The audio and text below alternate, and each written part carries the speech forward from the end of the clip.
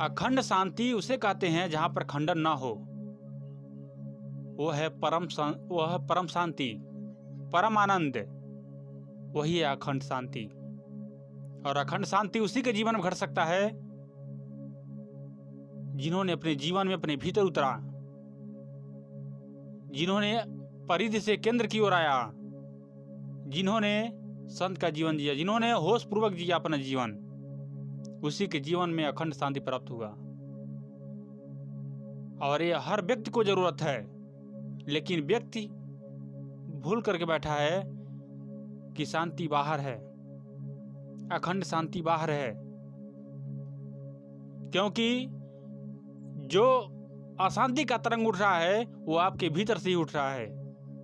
अगर उसका समाधान, उसका परम शांति होगा तो भीतर से ही होगा, क्योंकि वो भीतर से अशांति उठ रहा है। और समाधान और शांति, परम शांति, वो भीतर से घटेगा।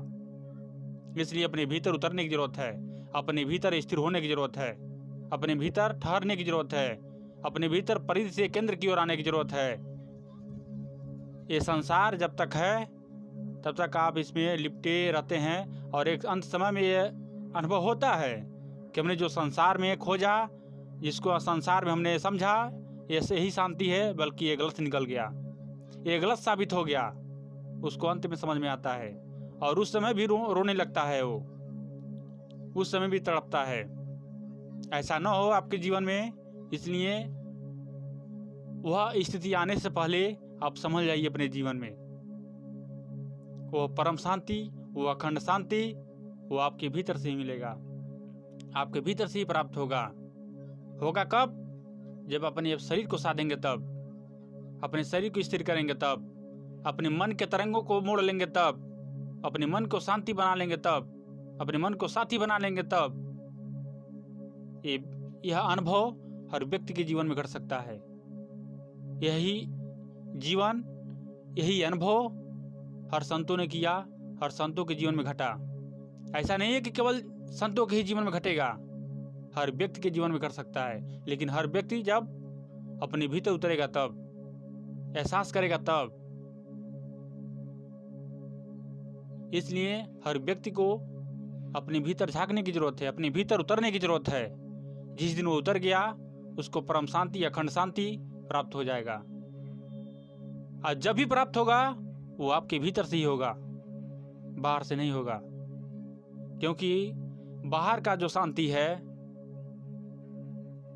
वह कुछ समय के लिए होता है, कुछ पल के लिए होता है, कुछ क्षण के लिए होता है, लेकिन वह खंडन हो जाता है। जो अखंड शांति है वो भीतर से उत्पन्न होता है, वो हमेशा के लिए होता है। जिस क्षण से एहसास हो गया अखंड शांति का, परम आनंद का, तो उसी दिन से, उसी क्षण से पूरा जीवन वो परम शांत में होता है, परम आनंद में होता है, अखंड शांति में होता है उसका जीवन। उसका जीवन में कभी शांति खंडन नहीं होता है उसके बाद। इसलिए जो एहसास किया, जो अपने भीतर उतरा, वो इस चीज को एहसास कर लिया, इस चीज का अनुभव कर लिया। लेकिन संसार में बाहर की ओर जहां आप सुख को पाएंगे, वहीं पर आप बगल में दुख को भी पालेंगे।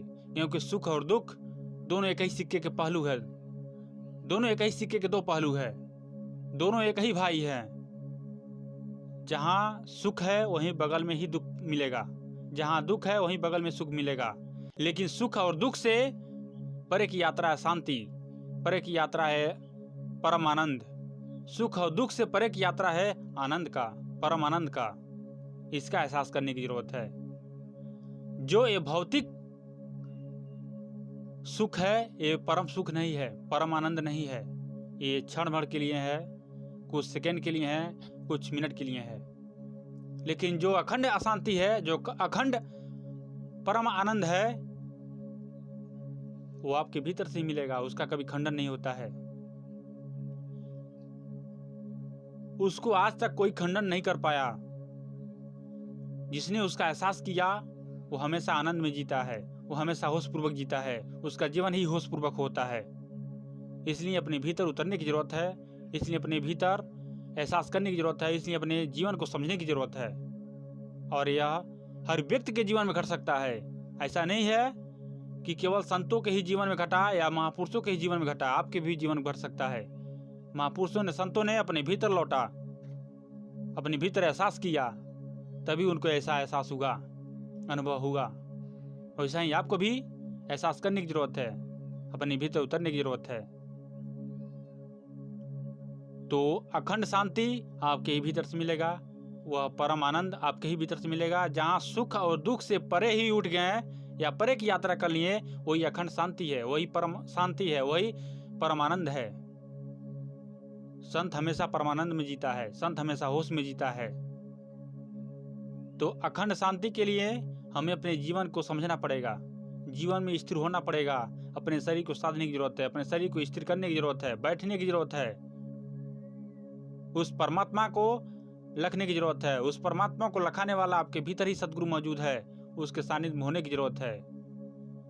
तभी आप परम आनंद में, अखंड शांति में जीवन यापन कर पाएंगे।